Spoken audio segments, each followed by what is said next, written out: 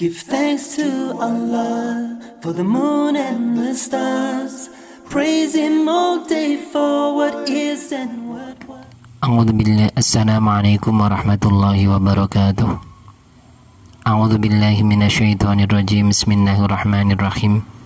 Alhamdulillahirabbil alamin. Alhamdulillahilladzi atana bil wahidiyati bi fadli rabbil alamin. Wassalatu wassalamu ala asrafil anbiya'i wal mursalin wa ala alihi wa ashabihi ajma'in. Qala al-mu'allifu rahimahullahu ta'ala wa nafa'na bihi wa bi ulumin fid darain amin amin ya rabbal alamin. Qala rabbi shrah li sadri wa yassir li amri wa hlul 'uqdatam min lisani yafqahu qawli.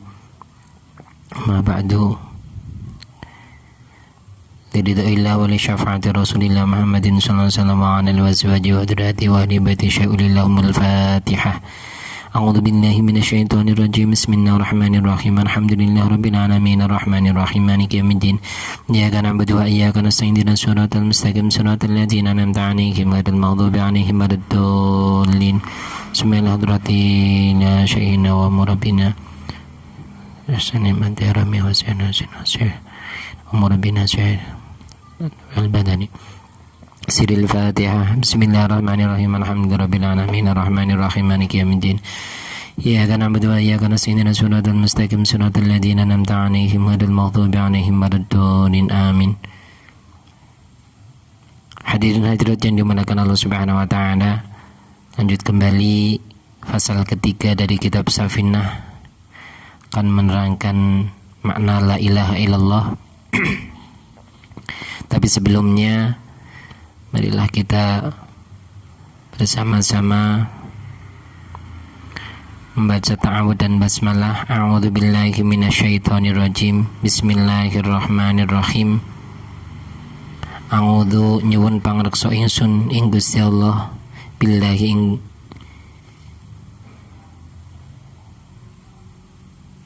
minasyaitoni saking setan arrajim kang den ranjam. Bismillahirrahmanirrahim. Bismillahi kelawan ngawiti ngaji ingsun ing kitab Safinatun Najah kelawan nyebut asmanipun Gusti Allah, sifat Allah Rahmani dat kang welas asing dalam dunya lan akhirat, sifat Allah Ar-Rahimi dat kang welas asing dalam akhirat loko. Hadau teke langit iku fasun fasal suwiji fasal-fasal makna la ilaha illallah. Utawi maknane la ilaha illallah iku la ma'buda ora ono pangeran kang wajib den sembah iku maujud bihakin kelawan hak fil wujudi ing dalam wujude illallah kecuali Allah. Jadi fasal yang ketiga menerangkan makna la ilaha illallah. Makna daripada la ilaha illallah, la ma'buda bihakin fil wujudi illallah, tidak ada Tuhan yang berhak disembah kecuali Allah Subhanahu wa taala. Dalam fasal-fasal keterangan sebelumnya dalam Bismillahirrahmanirrahim ada suatu keterangan karena kita sebagai orang Islam terkadang di dalam sholat, terutama di Al-Fatihah, itu ada yang diawali dengan bismillah dan ada yang langsung membaca ayat pertama alhamdulillah. Mari kita bahas pertama hukum daripada basmalah menurut ijma'ul ulama. A'udzu billahi minasyaitonir rajim. Bismillahirrahmanirrahim. Wakhdulifa lan persulayan fil basmalati ing dalam hukume maca bismillah. Hal hiya ono to utawi bismillah iku ayatun ayat minal fatihati saking fatihah, wa min kulli suratin lan saking saben-saben surat. Jadi berbeda pendapat waktu lifa fil basmalati hal hiya ayatun minal fatihati wa min kulli suratin. Berbeda pendapat antara ulama dalam hukum membaca bismillah. Apakah bismillah itu termasuk daripada ayat pertama dari Al-Fatihah dan beberapa surat yang lainnya atau bukan? Fa'inda Malikin, maka menurut Imam Malik, annaha, sesungguhnya bismillah itu laisat ayatun minal fatihah, bukan termasuk daripada ayat fatihah. Menurut Imam Malik, bismillah ini bukan termasuk ayat pertama dari al-fatihah. Makanya langsung alhamdulillahirabbil alamin. Wala min kulli suratin, dan bukan termasuk daripada awal dari setiap surat. Wa inda Abdullah bin Mubarak, dan menurut Imam Abdullah bin Mubarak, annaha, sesungguhnya bismillah itu ayatun, merupakan ayat min kulli suratin, dari setiap surat. Kalau menurut Imam Abdullah bin Mubarak, bismillah adalah termasuk awal daripada setiap surat. Wa inda Syafi'i, dan menurut Imam Syafi'i dalam keterangan ini, annaha, sesungguhnya bismillah itu ayatun, merupakan ayat minal fatihati, dari fatihah. Kalau menurut Imam Syafi'i, bismillah itu adalah termasuk ayat pertama dari al-fatihah. Jadi kalau memang kita sebagai umat Islam yang bermadzhab Imam Syafi'i, itu biasanya kita membaca al-fatihahnya mulai dari bismillah. Dari bismillah itu ayat pertama dari al-fatihah. Hanya setiap imam dalam sholat berjamaah ada yang memakai bismillah sebelum membaca al-fatihah, ada yang langsung membaca alhamdulillah. Tapi semua itu tidak usah dijadikan perdebatan, tidak usah dijadikan masalah, karena semuanya itu adalah sama-sama baik. Seperti kalau di lingkungan kita atau di masyarakat kita masih banyak yang terlalu membesar-besarkan masalah perbedaan. Biasanya dalam sholat subuh itu ada yang memakai kunut atau tidak. Bahkan dalam beberapa riwayat Rasulullah pernah memakai kunut, dan Rasulullah juga pernah tidak memakai kunut. Nah, adapun yang memakai kunut itu ya baik, yang tidak memakai kunut itu pun baik. Yang tidak baik ya, atau yang jelas salah, itu yang tidak sholat subuh, itu saja. Jadi kalau misalkan kita ada yang memperdebatkan, mempermasalahkan masalah kunut di sholat subuh atau tidak, itu tidak usah kita bahas, itu tidak penting. Karena semuanya itu baik. Pakai kunut ya baik, tidak punya pakai kunut itu ya baik. Tapi yang tidak baik itu adalah yang tidak sholat subuh. Oke teman-teman, kita lanjut. Nah, dalam Bismillahirrahmanirrahim, kata Rasulullah sallallahu alaihi wasallam, kullu amrin dibalin la yubda'u fihi bismillahirrahmanirrahim.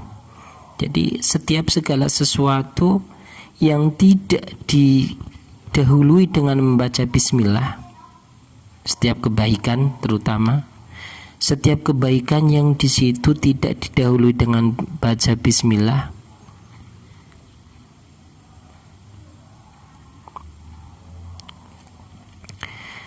kullu amrin dibalin la yubda'u fi bismillahirrahmanirrahim fau abtar au aqta au ajdam. Jadi dikatakan setiap segala sesuatu atau kebaikan yang tidak didahului dengan baca bismillah, maka itu seperti hewan yang tidak punya ekor. Dalam artian ada mengatakan ulama itu adalah akan terputus dari keberkahan. Makanya kita sebagai umat Islam amat sangat dianjurkan dalam setiap melakukan segala sesuatu, aktivitas apapun itu yang baik. Kita mau mandi, kita mau sholat, kita mau ibadah, kita mau sedekah dan sebagainya, alangkah baiknya kita dahului dengan membaca bismillahirrahmanirrahim. Supaya apa? Supaya ada keberkahan di dalamnya. Karena insya Allah setiap segala sesuatu kebaikan yang didahului dengan membaca bismillah itu akan mengandung keberkahan, yang keberkahan itu akan didapatkan diberikan oleh Allah Subhanahu wa taala kepada kita sebagai umat Islam yang mendahului suatu pekerjaan atau suatu kebaikan dengan membaca bismillahirrahmanirrahim.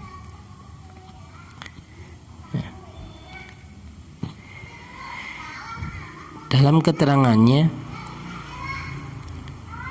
wa min khawasiha idza talaha syahsun min dan naum ihda wa isrina marratan amina tilkal lailata minasyaiton wa amina baituhu minas sarakati wa amina minal mautil faj'ati wa khuri dalika minal balaya afadahu Ahmad As-Sawi. Jadi sebagian daripada khawas atau manfaat fadilah dari bismillah menurut Imam Sawi dijelaskan, idza talaha syahsun mindan naumi, apabila seseorang hendak melakukan tidur, ya, seseorang melakukan tidur, kita setiap malam istirahat melaksanakan tidur, kemudian membaca bismillah berapa kali? Sebanyak ihda wa isrina maratan, sebanyak 21 kali. Maka fadilahnya aminatil kalailata minasyaitoni, malam tersebut akan diberi keselamatan oleh Allah dari godaan syaitan. Wa amina baituhu minas sarokoti, dan rumah orang tersebut akan dijaga dari pencurian. Wa amina minal fautil faj'ati, dan akan dijaga daripada mati secara tiba-tiba. Itu menurut Imam Sawi. Jadi untuk teman-teman saudara muslimin dan muslimat yang mau mengamalkan ini, dasarnya dari Syarah Safinah halaman 3. Di sarahnya itu diterangkan, barang siapa yang di situ membaca Bismillahirrahmanirrahim selama 21 kali sebelum tidur, itu fadilahnya sudah dijelaskan. Jadi tidak ada salahnya kalau kita itu nderek, kita itu ikut daripada alim ulama, karena al ulama warasatul anbiya.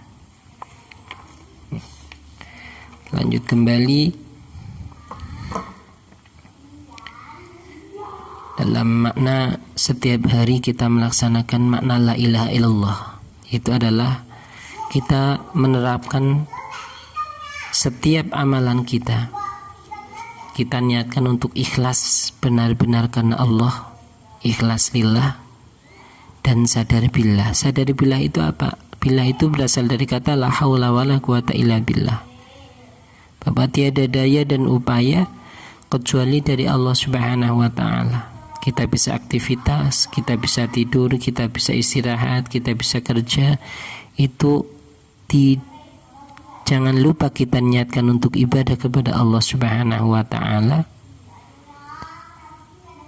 Sebelum kita aktivitas apa, kita punya pekerjaan yang tani, yang dagang, dan lain sebagainya, asal pekerjaan itu baik, pekerjaan itu halal dan tidak melanggar syariat, kita niatkan untuk mengikuti perintah Allah, yaitu lillah, dan mengikuti daripada derek atau kita mengikuti daripada Rasulullah, yaitu lir Rasul, dan kita keyakinan bahwa kita bisa melaksanakan semua aktivitas apapun itu adalah termasuk fadl dari Allah Subhanahu wa ta'ala, la haula wala quwata illa billah, dan termasuk daripada syafaat baginda Rasulullah sallallahu alaihi wasallam. Di mana seseorang di situ melakukan kebaikan apapun, sekecil apapun, wa may ya'mal misqala dzarratin khairan yarah.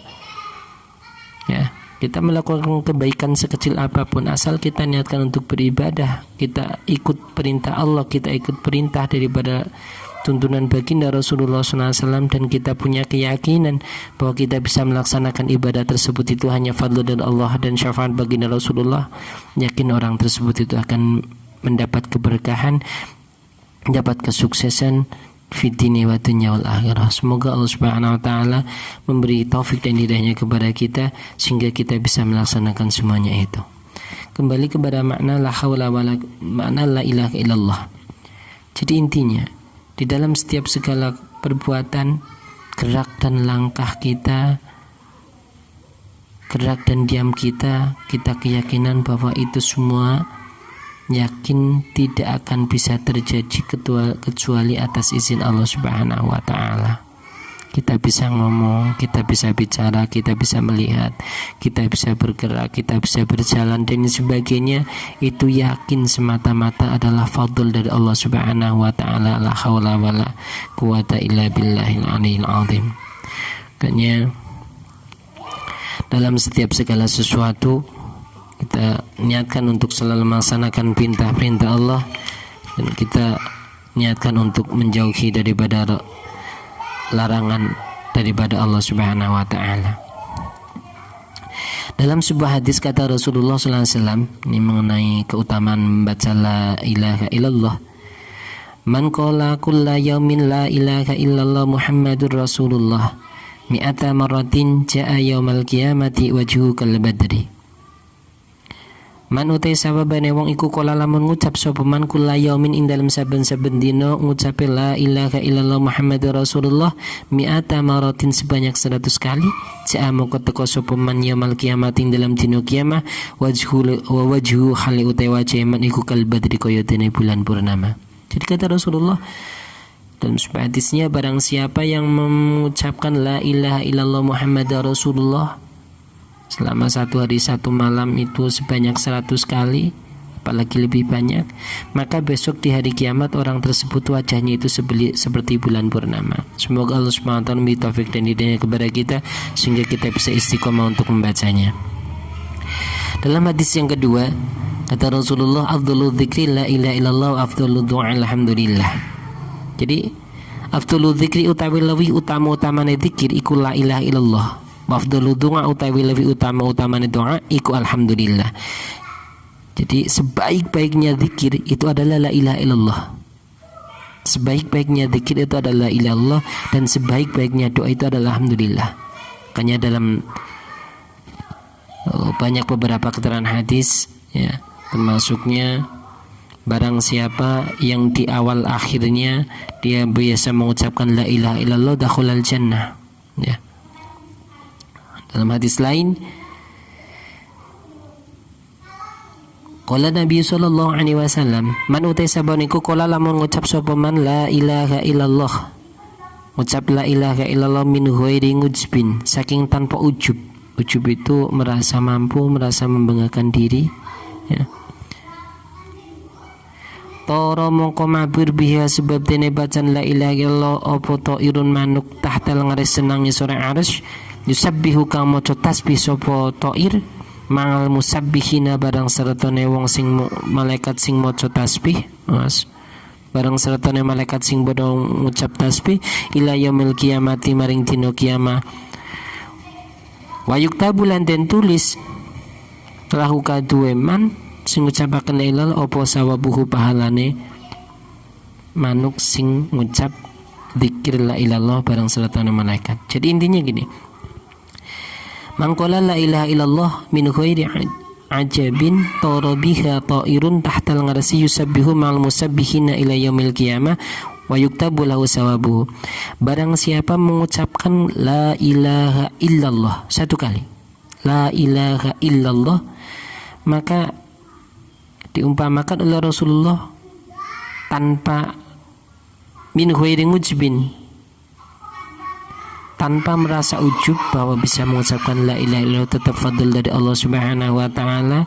Tarabiha ta'irun tahtal arsy, maka seolah-olah dari mulut orang tersebut keluar seekor burung yang dimana burung tersebut terbang di bawah arsy-Nya Allah Subhanahu wa taala, bergabung dengan malaikat yang membaca tasbih sampai hari kiamat, dan pahala burung yang membaca tasbih bersama malaikat itu pahalanya diberikan kepada orang yang mengucapkan la ilaha illallah. Jadi kalau kita mengucapkan la ilaha illallah 1 kali, itu burungnya 1 kali. Kalau kita misalkan 50, 100 dan sebagainya, maka kita akan semakin banyak, semakin baik mengucapkan la ilaha illallah. Jadi muslimin yang muslimat, dalam sebuah hadis kata Rasulullah juga,